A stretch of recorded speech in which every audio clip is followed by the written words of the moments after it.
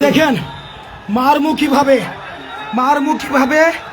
এই যে শিক্ষার্থীদেরকে মারমুখীভাবে এদের প্রত্যেকটা দাবি মেনে নেওয়া হয়েছে। এদের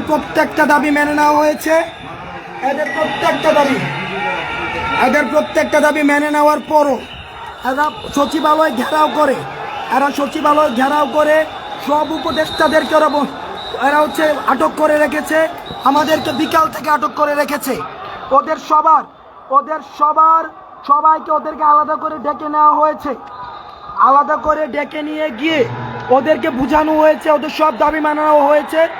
ওদের নেতৃত্বরা সদস্যদের জীবন আসলে বিপন্ন হবে, কারণ এই আনসার সদস্যদের আমরা দেখেছি যে দফায় দফায় সংঘর্ষ হয়েছে, শিক্ষার্থীদের উপর ইট পাটকেল নিক্ষেপ ছোড়াছুড়ি হয়েছে, গুলি বর্ষণের শব্দ শুনেছি আমরা প্রায় 10 থেকে 15 রাউন্ড। সুতরাং এখানে এই আনসার সদস্যদেরকে এখান থেকে তাদের উপরে আসলে তেড়ে আছে শিক্ষার্থীরা।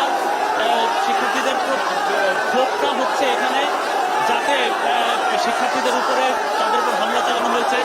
আসলে এখন তো আসলে পুলিশ বা অন্যান্য কোনো বাহিনী নেই, সুতরাং আনসাররা আনসারদেরকে বিভিন্ন থানায় বা বিভিন্ন স্পর্শকাতর স্থাপনায় তাদেরকে নিরাপত্তায় নিয়োজিত করা হয়েছিল। পরবর্তীতে আমরা দেখলাম যে আনসার সদস্যরা সেটা না করে গত 2-3 দিন ধরে বিভিন্ন আন্দোলনে লিপ্ত এবং আন্দোলন থেকে